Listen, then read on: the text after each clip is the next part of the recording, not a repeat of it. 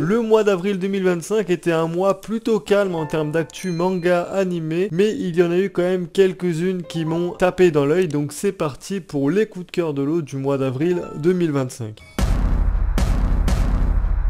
お前らに与えられたポジションはお前らだけのもんだ。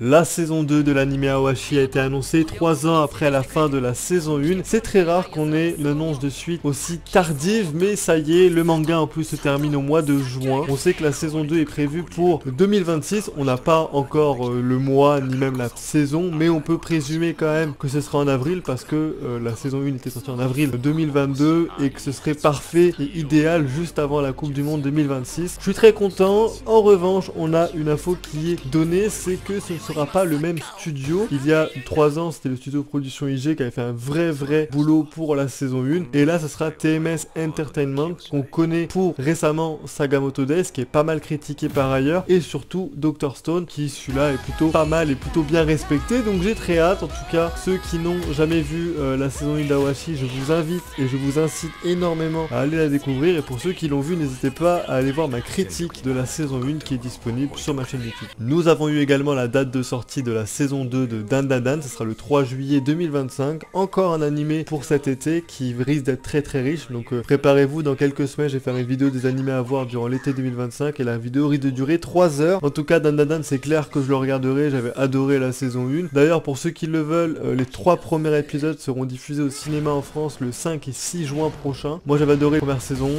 l'animation était incroyable, donc la saison 2 j'attends un niveau similaire en termes d'animation, d'histoire et même d'émotion, parce qu'il y a des autres qui m'ont vraiment marqué, parce qu'on a un truc assez drôle à la base, et finalement on a un peu de tout. Donc j'ai très hâte, et donc rendez-vous dans 3 mois pour suivre les aventures de nos personnages préférés. 3 ans après la fin de la partie 6, la partie 7 Steel Ball Run aura également droit à son animé. J'ai bien conscience que la licence JoJo's n'a pas la popularité qu'elle mérite en France, que beaucoup de gens n'osent pas s'y mettre à cause des chara design ou de l'originalité qu'elle dégage, mais je peux vous garantir que le succès de cette licence à travers le monde est extrêmement légitime. On parle quand même d'une licence qui figure parmi les 15 mangas les plus vendus au monde. Donc je vous invite à aller regarder les 6 autres parties d'animé, soit les 190 épisodes, en attendant l'annonce de la date officielle de sortie de cette partie 7. Donc voilà, c'était le récap actu manga animé otaku du mois d'avril 2025. Comme vous avez pu le voir, il n'y a pas eu beaucoup d'actu vraiment pertinente. Dans ce genre de vidéo, à la fois je parle d'animé que j'ai vu ou que je suis à jour, et surtout on a des infos qui sont vraiment intéressantes, pas juste une affiche